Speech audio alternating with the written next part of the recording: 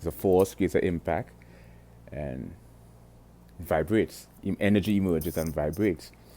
And then it propagates at, let's say, around 700 plus miles an hour.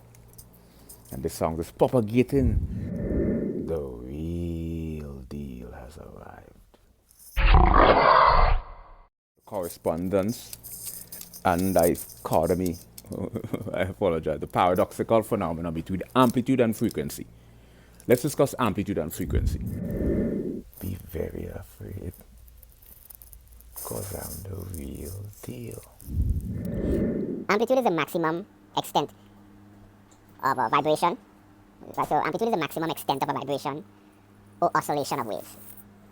This is my mini library. I have a much bigger library. So,